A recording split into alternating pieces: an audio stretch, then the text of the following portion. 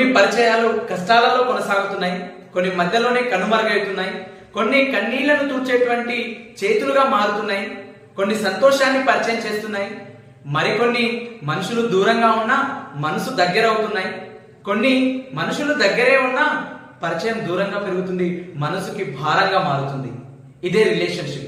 ఈ రోజు రిలేషన్షిప్ గురించి మనం మాట్లాడాల్సి వస్తే ఒక పాల ప్యాకెట్ గురించి జరిగినటువంటి ఒక చిన్న సంఘటన ఈ రోజు కోట్ల మెట్ల పైన విడాకులు తీసుకునేటువంటి పరిస్థితి ఒక భార్య భర్త మధ్యలో చూస్తున్నాం.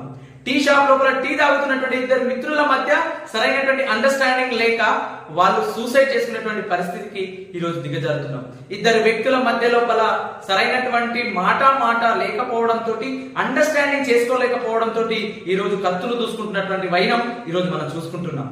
ఇదంతా రీజన్ ఏంటంటే సరైనటువంటి సమయం లోపల వారి మనసుని మనం అర్థం చేసుకోలేకపోవడం, వారు చెప్పినటువంటి హావభావాలను మనం అర్థం చేసుకోలేకపోవడం, ఇక్కడ ప్రతి విషయం లోపల మనం రియాక్ట్ అయిపోవడమే మొదటి కారణం.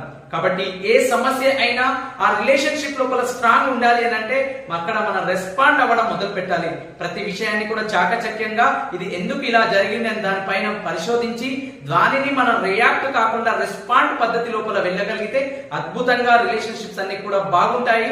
మనం ఈ రోజు నుంచి రియాక్ట్ ని పక్కన పెట్టి రెస్పాండ్ అవుతూ రిలేషన్షిప్ ని బిల్డ్ చేయాల్సిందిగా కోరుకుంటూ జై హింద్, జై భారత్. ఈ రోజు కనుక ఈ వీడియో మీకు నచ్చినట్లయితే దాన్ని లైక్ చేసి సబ్స్క్రైబ్ చేసి కింద ఉన్నటువంటి బెల్ ఐకాన్ ని యాక్టివేట్ చేయండి. రోజుకొక వీడియోతో నేను మీ ముందుకు రాబోతున్నాను. Thank you so much.